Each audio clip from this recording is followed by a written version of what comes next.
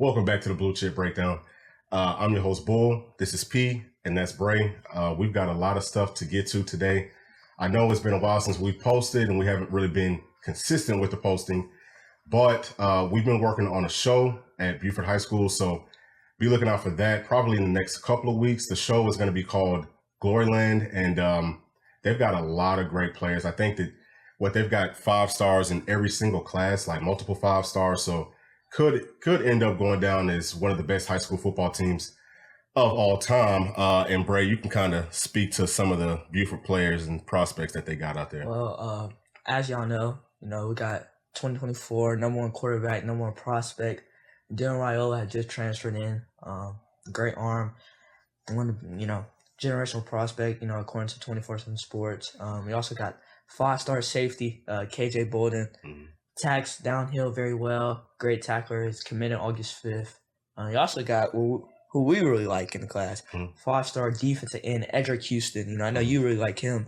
Yeah, well, so, I like all of them, but my whole thing with Edric is just I feel like he could help Tennessee out so much. I think he's going to be a top 5 draft pick. They probably all 3 of them probably will end up being top 5 picks, honestly. But 1, 2, 3. Yeah, but I love that front 7, especially the guys who can get after the quarterback. And he's an absolute dog. Sure. Tennessee doesn't have any chance to get him, but I wish that we could. So anyway, but carry on. So they've also got in the class of 24. Who else do they have? Most of the guys are already done. They got a 4-star safety, Tyshawn White, committed to North Carolina. Yeah, I think he's very underrated. Yeah. I think he could very well be a 5-star. Yeah. Very underrated. Play both sides of the ball. Both sides of the ball excellently. Yeah. Excellent. And now going to the class of 2025, we have a 5-star linebacker committed to the G, Jaden Pilati. It's about 6'3", very long. Yeah. One of the best linebackers in 25. We got 4-star corner Devin Williams. Very speed. I think he runs like a 10.5, 10.4 speed guy. Jordan Allen, 4-star guy, just got offered by Georgia. One of the best route runners in the country. One of the best slots. I think he's the best slot in 25. Very underrated. Mm-hmm. Is that Nos? Is that him? No, that's 2026. Yeah. So talk about him. 2026. Nazir McCoy. He's gonna be a 5-star safety. I think he's gonna be a top 5 guy in his class. He's one of the best safeties. He's gonna play varsity this year. I think he's starting or second string. You've been there, Evan. I don't know if he's going to be starting because, like you said, they've got KJ and then they've got Tyshawn. Ty. So he's probably not going to be starting, but they're absolutely loaded. But so I'm really big on him. As Bray was just talking about, as I've been filming and kind of watching them go through practice, he really stood out to me as one of the underclassmen. He's probably about 6 feet, maybe 6'1", but he's just got like that thickness to him. He had 3 or 4 picks that were scrimmaging some other team. Padded camp. And it was a padded camp, and he just breaks on the ball very well, and the way that he moves, just his movements alone put me in mind of like an Eric Berry, or like a Sean Taylor. So I haven't with very good ball skills. Yeah, he has excellent ball skills. So I'm really, really high on him. That's somebody that for sure Tennessee fans that we need to be looking out for. That's exactly what we need. He's already offered by Tennessee and Georgia. Yeah, so he's going to have offers from everybody. He could be one of the best safety prospects that we've seen. Besides, what's the guy that went to Bama? Caleb Downs. Yeah. I think he's probably won't be the same type of player as a Caleb Downs. Caleb Downs is a little bit more of a physical, like box safety. Yeah. Like I said, he's more of a do-it-all type of a guy. He can go into the box and he plays the football very, very well. So that's one that I'll be kind of working on. Yeah. And then also, what's the Brandon Jacobs' son, Braden Jacobs? 4-star off the tackle. I think it's 6'8". 315, something like that. Offers from everywhere. I think he's gonna be a 5-star.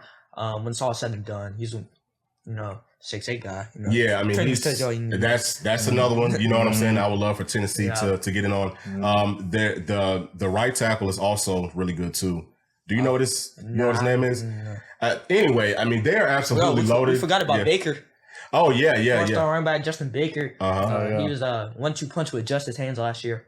He's going to have a very good year, especially with the Buford High coming in. The pass threat's more of a thing. I think he's going to rush for over 1,000 yards. Yeah. He's going to be one of them guys. Yeah, for sure. And I've been kind of talking to him and just kind of picking his brain, but he definitely seems like he likes Tennessee. Yeah, Tennessee probably. Seems like he likes, he's still probably early in the process, but as I'm talking to him about Tennessee, he's, you can tell that he's into it. So that would be huge if we could pick him up. But we're gonna have a lot of coverage on these guys. And Forgot about your guy. Hannibal Lecter. Yeah, that's my guy. Yeah, I mean Hannibal. Yeah. 2026. 2026. Where's he go? 6'2", 6'3". Colorado already offered. No, he's a beast. Yeah. So I mean that like I said, they're absolutely loaded, and there's plenty of prospects on that team. Yeah, we forgot about that. Yeah, I mean, pretty much everybody. Yeah, I mean, we'll be here all day trying to name off everybody, but yeah, I mean, literally they're jam-packed loaded in all phases of the game, and we're gonna have some coverage on these guys, so be looking out for that. But now getting into the Tennessee talk, obviously, since the last time we spoke, we've added 5 or 6 guys, something like that, to this class. And I guess we can start off talking about the guy down the street, Mike Matthews, the big 5-star prospect. I mean, what do you think about him, P? Like, how do you think he's going to help us out? I love Mike Matthews, man. 5-star guy, 6'1", 180. Playing down here in Gwinnett County, one of the best, counties in the whole country for football. He's playing against top talent. This is a guy who can do it all. Probably just as good on defense as he is on offense, which is a common theme you see from a lot of our guys, on our list. I mean, we get versatile guys that can do it all. And he fits that mold. He has a straight line speed.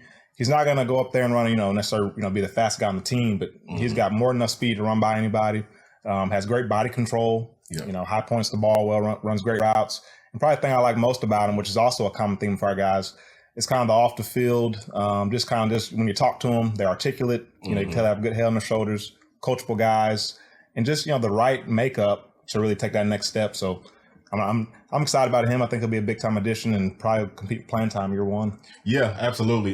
You know what? I remember this was maybe like a year or two ago. So I guess he would have been like a sophomore maybe. I was watching Parkview play in the playoffs, and I was like, "Damn, who was this kid?" Like he just kept on making plays. And it was a playoff game, but he just has that dog mentality. He plays like a dog, and we've got a lot of players in this class. I think probably every single one of them. Really, in the past 2 classes, for sure. I mean, they just all have that dog. They're all football players. So, I'm really excited about him. I don't know for sure, if he would be able to start coming in year one. I mean, I feel like we're pretty loaded. I mean, we are losing. We're losing because we're going to lose Brew. Yeah. We'll probably lose Dante Thornton if he has the year he's expected to have. Thornton's okay, yeah. Ramel Keaton. Keaton's probably gone. Okay. So, I think we'll start. Yeah, it'll be wide open, Yeah, so absolutely. Yeah. So what? That's actually that's an excellent point.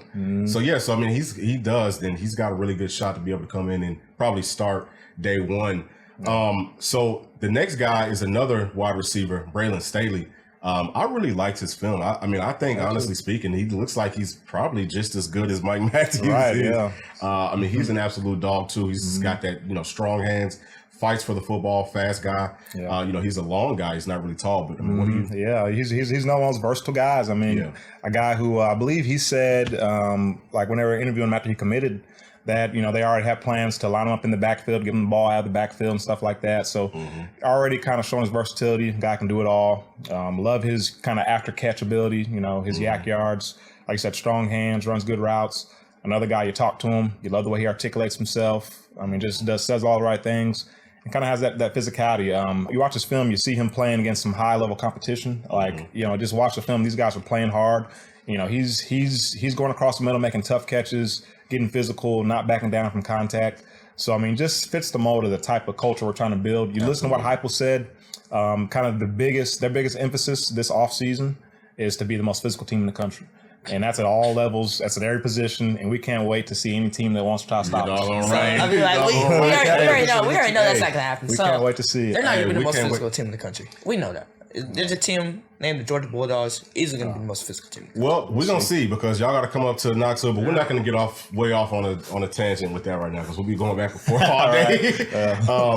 So the next guy that we got was Edwin Spillman, and obviously it's been a long time coming with him. His brother Nate was in the 2023 class, so we figured that we would get him, but we didn't know coming down the stretch. It was down to y'all in Ohio State, right? Yeah, so it's good to be able to bring him home.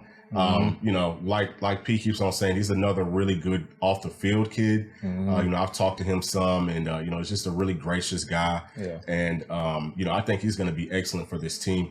Adds to the depth of the linebackers that we got in the previous class. Those thick physical guys. just explosive in and out of their breaks, love contact.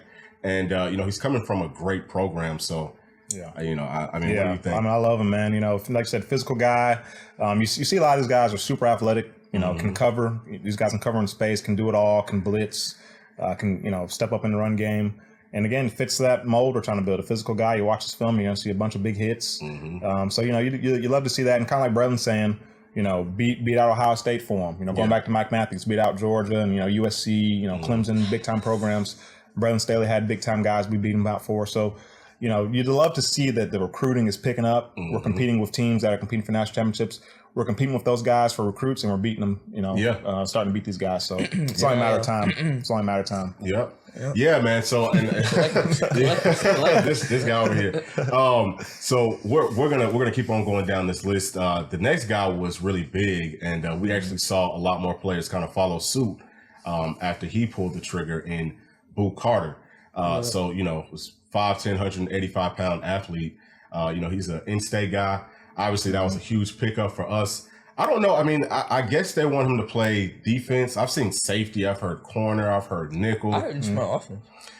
That's where I see him. I think that. I mean, what do y'all think? I see him as more of an offensive player. I think that he gives us more upside on offense. He could play defense, and he'll probably do well. But to me, it seems like we like those longer cornerbacks. Because I was saying he was recruiting Mike Matthews, so that's why I thought they were kind of a duo on offense. Right. That's what I thought. Yeah. I mean, he's a guy. I mean, he could do so many different things. Like a lot of guys on this list, he could play offense, could play defense. But I'm like you, Shaw. Like I like his upside on offense. Kind of has that Percy Harvin to him, just that get the ball and kind of make something happen. Yeah. But I think like we were talking about it a little while ago. We like his upside on defense and kind of being a special teams factor. Punt return, kick return, making big plays in the return game. But I do like his upside on defense. Like he seems so natural in his ability to cover, like sticking with guys, shadowing guys, mirroring guys. It just comes naturally to him. So I mean, I don't know. We'll see when he gets to campus. I'm sure they'll kind of try him out, see how he does on defense, and if they don't like it, maybe move him to offense. But I like his upside on defense. I think I think he'll end up ending his career. I think that's where he'll end up staying. Yeah, defense. Okay, yeah, we'll see. Yeah, we'll see. So, and then we also added, again, these are my favorite guys, front seven guys. William Satterwhite. What a name! What a name! Yes, sir. Yeah. So he, 6'3", 300-pound. He's an inside offensive line guy. So guard, center-esque. Another really, really physical guy. He's just, got that bully in him. He's got pretty good feet. He will drive the damn dog shit out of him. So, I think he's going to be he's definitely a big piece in this class. What do you think? He's your prototypical interior lineman. He can play. I think he said that they want him at guard, but I wouldn't be surprised if he ends up being our center after Cooper leaves. They have a similar build, and I love his athleticism on film. He moves very well, and like you said, he's a bully. Gets physical. Looks good in pass pro. I think his pass pro, just with his athleticism. He has such good feet and such good body control. I think he's going to be elite, really across the board. Made some time to develop, get a little bit bigger, a little bit stronger. But another one you talk about off the field, listen to him talk. And this kid, he's got a good head on his shoulders. And he seems like the prototypical guy you want being your center, kind of your quarterback of the O-line and getting guys lined up, making checks and stuff like that. So excited about him. I will say, as much as it hurts to say, I say everybody that Tennessee's been getting, it seems like, off the field, they're very focused. They really don't really do anything else but play football, come in and level-headed, stuff like that. So, that's big. Yeah, well, and, that's going to be the difference between us and like a Georgia, teams like that, because they're going to go out and get it doesn't matter what the off the field is, because their culture is, we have no morals, we have no values, and it doesn't matter as long as, you're the highest rated guy. And that's why you're seeing, and, I hate to say it, but that's why you're seeing, this guy's having all these off the field issues. And, you may not hear about it nationally, but here locally, we hear about it all the time. There's a lot of bad things going on up there in Athens. And, you can have all that talent. And, they've done well these past few years because they've been getting, lucky. They've been getting a whole bunch of lucky breaks with light schedules. They only had to get ready. Nah, he said they got lucky. And he meant it. Go watch the post game. He's like, we got lucky in that one when they lost to Ohio State. Yeah, he knows it. Back to back. Hey, but everything ends this season anyway, though. But yeah, Bray, you're exactly right. You know, we get a lot of good character guys in, and that's why our dynasty is going to last much longer than the little run that UGA has had. Next guy that we have up is Kai Bates. He's 6'2", 180-pound cornerback, and so he's going to announce today at what is it, 6:30? Yeah, I think Eastern or Central. I'm not sure. Okay, yeah. Because where's he at? He's in he's in Florida, so probably Eastern. Florida. Yeah, he's Orlando. Yeah. Or is that Central? Orlando. We just there. I know. I can't remember. I'm pretty sure. I think Central. I was gonna say. I think Orlando is somehow Central. Anyway, so he's going to be saying where he's going. At some point today. They're saying that Tennessee has a shot, but I think it might be more like LSU. Yeah, it seems like it's kind of LSU, Florida State, Tennessee. That's From what we were looking up, I was reading about. He was talking about his visit, his top 4 or 5 schools. LSU. Tennessee, who was it? Florida State, and I want to say maybe Bama was kind of a team he also talked about. Maybe Colorado as well. But I think his main 3 schools: LSU, Tennessee, and Florida State.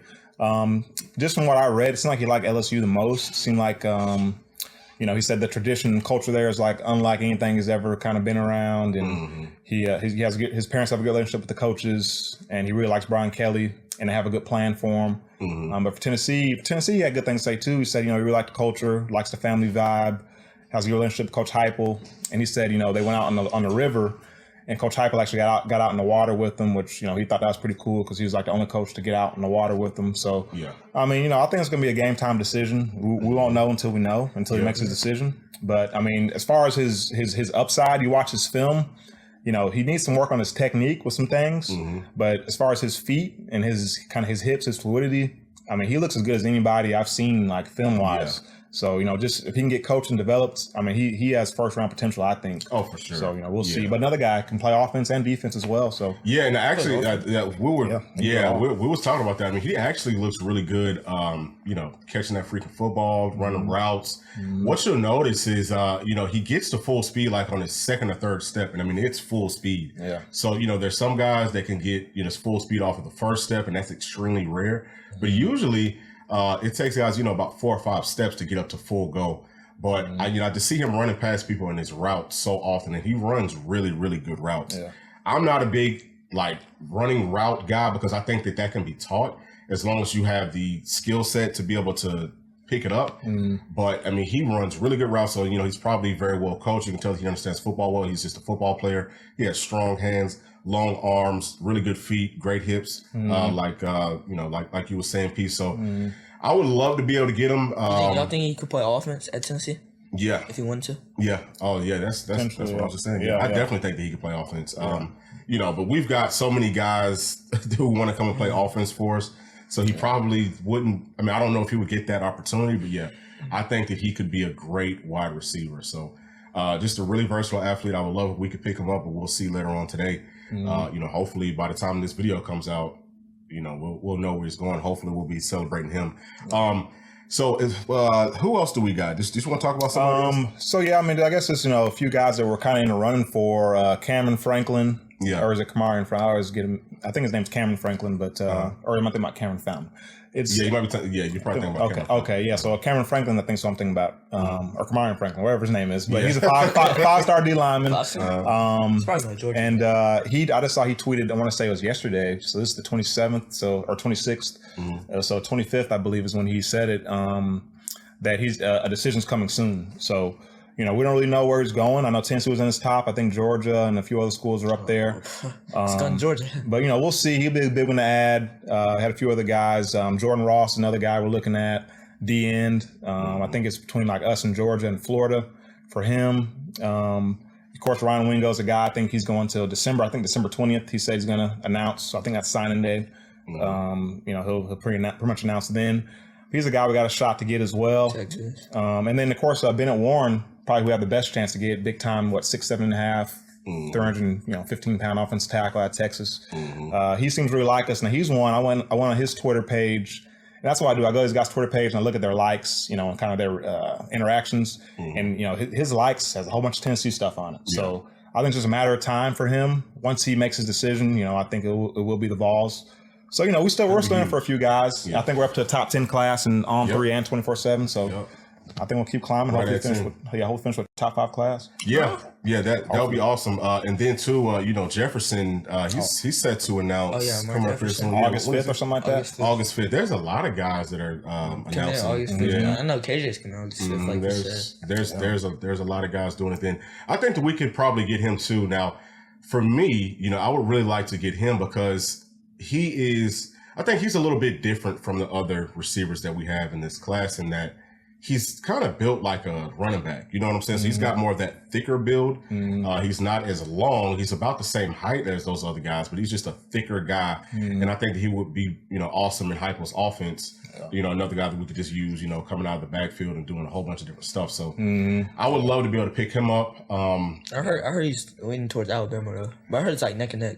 Yeah, which to me is kind of weird because he's already committed to Tennessee for baseball. So, I kind of almost look at like Evan Spillman. I think Evan Spillman's a guy I think people really close to him kind of knew where he was going, but he kind of kept it a mystery. I feel like it's kind of similar to Mark Jefferson. I feel like everybody's saying he's leaning Bama. But to me, you come to Tennessee, you got the baseball program, which from what I understand, he loves baseball. Like he takes it serious. And then, of course, we got the football. To me, it's a no-brainer. He already lives in Tennessee. Yeah, but we'll see. State guy. Yeah, we'll see. Yeah, so that would be a good I guess finish off to this class if we could pick up one of those 5-star ends. Get the offensive tackle and then get Jefferson and I don't know maybe somebody else. Obviously we'll take them all, but I feel like I would be pretty much satisfied. And with another one that we're kind of in it for is Williams Nwaneri. Yeah, which they're saying I would love to have. They're saying he might be a Georgia lean, but he's one I love that. I think he's going late. No. Is he committing? He said. I was looking at somebody said he's coming in August, like before the season. Oh really? Really? I heard it's like August 7th or something. Okay. Well, we'll see how it goes. I feel like to me, I feel like that one's the longer it goes, I think the better it is for us. Yeah. I think once he sees us in season, I think he's gonna. I think we'll look really good on defense. So I think we'll get a lot of guys really starting to kind of bite on the bait when they see us in action. But we'll see. And then too, what's something else, and I've been saying this with how college football is set up now with the transfer portal and NIL and all that other stuff. A lot of these guys that are going to these schools, especially like Georgia's hoarding up all these highly rated players, but everybody can't play. Right. So, they'll get them and the class is going to look great, but a lot of those guys are going to end up transferring out, So, that's something else to kind of look forward to. Some of these guys will want to come, and as Tennessee continues to do well, Tennessee's going to be a hot spot in that transfer portal. So, I agree. I think we're going to be just fine. We just got to keep on coaching, keep on coaching these guys up and keep on out scheming guys and, which I know Heupel is going to be able to do for a very, very long time. So with all that being said too, who do y'all think we have the best, who do y'all think Tennessee has the best chance to upset this year? I guess quote unquote, it will be an upset. Alabama in Tuscaloosa or Georgia in Knoxville? Man, that's a tough one. I say neither. But no, you have to pick one. Bama. Think Bama and Tuscaloosa? Yeah, I think Bama. I can see. I got quarterback problems, so I feel like y'all be able to outscore them. Yeah, I can see that. And for that reason, we don't know what Bama's going to be offensively, but Bama's Bama, in my opinion. I think they'll be really good defensively. It's going to be in Tuscaloosa. We beat them last year, so what a chance we get them twice in a row after not beating them for 15 years in a row. I don't know. Georgia to me is another team that I have questions about. People are raving about these guys. They lost Jalen Carter. They lost some guys on defense. Yeah, obviously lost their quarterback, lost their OC. I'm not a believer in Carson Beck. You look good in the spring game against guys who go against in practice every day. Okay, how you look against somebody else when you're live? Right. Let's say it look then. So, I feel like we have a better chance to get Georgia at home. Because I feel like last year that game was closer than the scoreboard said. Even though people say the opposite, I think it was closer than the scoreboard showed. So if I had to pick one, I'd say probably Georgia, in my opinion. But we'll see. You know what? I would say that same thing because if you do go back to the game against Georgia last year, what you'll notice is we pretty much lost that game because of the atmosphere. I think that we just weren't ready for that moment. I think that was our first week being the number one team in the country. So I just think that it was like a perfect storm. And for us to only lose by 13 points in that game? Yeah, something like that. 10 points. Was it 13 to 10 or 23? 27 to 13. 27 to 13. It's 14. Okay. So, it was 14 points. So, something like that. And then we missed like 2 or 3 touchdown passes. But we did too. I don't remember. I don't remember that happening. We dropped the ball on the field. The first drive of the game, fumble. That's not missing a. Yeah, that's causing it. But we're gonna score. Nah. Yeah, but y'all fumbled. I'm talking about people were wide open and the pass was off target. I'm talking about we beat y'all and we just missed it. See what I'm saying? So anyway, so I think that if you look at this team this year, and obviously it's going to be different. It's tough for me because Hendon Hooker did do so much for the team last year. I mean, he got us out of a lot of bad situations, especially with his legs. Joe Milton is a lot more of a stationary quarterback. He has a stronger arm. Is he going to be accurate? And how is he going to handle, like, you are the guy and there really is nobody else. I mean, Nico's there, but Nico's not ready. Right. So, everything's on his shoulders. He's getting a whole lot of preseason hype. I mean, a lot of it. They're covering him all the time. ESPN analysts and everybody else is talking about him having the chance to win the Heisman. So how does he deal with all that? It seems to me like he's handling it well. And he's an older guy. I think he's 23. So, hopefully he can do his thing. But if he does come to play, if he can stay focused, if he doesn't buy into the hype, if he keeps on grinding, keeps on working, I think in that game it could get out of hand. Yeah, you know what I'm saying? Absolutely. I think especially because you're talking about we're going to be comfortable in Knoxville. The crowd's going to be rowdy. We've got the crowd on our side this time. And, I don't think Georgia has played in an atmosphere like that in, years. Yeah, I'm trying to think. Who would they ever play? They haven't really played anybody in the past couple of years. Yeah, so, just like you said, man, it's going to come down to Joe Milton. Like, we need to see what type of a gamer he is. Because I do think when you play Georgia, you do need to have a gamer because things are going to break down. You're going to have to be able to create on your own. Not get too riled up because, they have a good defense like that. So, being able to stay level-headed, keep everybody, calm under pressure, I think will be huge. But kind of going, back to another reason why I think we do upset Georgia, if you go back to SC Media days, you listen to Heupel, Jacob Warren, Milton, Amari Thomas, all these guys talk about their number one goal this season. SECs. Yep, to win the East. And because they know it goes through Georgia. And I think that comes back to what we said earlier about the physicality being a huge emphasis. They want those guys. Let me tell you. Heupel, he hates to lose, and I can just tell he hates Georgia. Yeah. And and he understands that's the only thing in his way from going all the way. I mean, that's the team has to beat, and so he's building his team to go beat those guys. And so, I feel confident. I think that's our number one goal this year is to go beat those guys. So, Well, so all right, so look, and then back to Bama. Okay, I know people are talking about they have quarterback issues. They came off of they lost 2 games last season. Nick Saban also, he hates to lose, with a furious passion. And I think that a lot of times with these teams that win so much and are so used to winning, it's easy to get comfortable. It's easy to kind of get lackadaisical. And I think that Alabama is back hungry. And I think that we are going to see one of the best Alabama teams that we've seen in a long time this season. Going there, having to play them, that is, to me, that's the scariest game on our schedule. That's going to be a tough one. It's kind of a toss-up. But now let's say if we do, for any reason, lose to them early in the season, if we went out, go to the SEC Championship, we see them again and then win there, we can still make it. So I feel like that Georgia game is more of a must-win for us anyway. Yeah. See what I'm saying? Yeah. Definitely higher stakes in that game. I mean, you got to beat them to win the East, which, we talked about it. I always probably Georgia loses multiple games this season. I think the potential's there. Heck, I'm gonna tell you, Florida ain't scared of you guys. They're not. Watch out. Y'all might lose to Florida. Let me tell you who else. Hugh Freeze ain't scared of you guys either. So you guys got definitely have. Yeah, you guys got 3. There's about 3 or 4 teams that I can see y'all losing. That's the biggest game of our season. That's gonna be huge. That game in Knoxville was the biggest game. We're not worried about Tennessee. Kirby's okay. Let me tell you, Kirby's been working on us since last season. Yeah, even before then. Yeah, he was working on us all of last season. They didn't even. I don't think they probably barely game plan for anybody else. They was worried about Tennessee the whole year. He knows. You already know. So, anything else? No, man, just excited about the season. I think we got a shot to go out here and shock the world.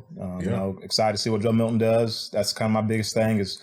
Because he has the potential to be the best player in the whole country, and so I can't wait to see if he's actually harnessed that arm and is going to be accurate. Because the potential is through the roof. We've been saying it for years. The potential of him is even higher than it was with Hendon Hooker. So For sure. I mean, Denver's process offense is even better than it was last year. As crazy as that sounds. Yeah, I feel the exact same way. I'm anxious to see or hear some things from from summer camp and all of that. And I want to hear mostly about that offensive line. I know that we're going to have it ready by the start of the season. But if that offensive line holds up, anywhere near what it did last season, and if, like we keep on saying, if Joe does what we expect, if he comes even at 80% of our expectations, I don't see us losing any games. The Bama game will be close. Like you said, Joe is going to have to make plays on his own. He's going to have to make us right sometimes.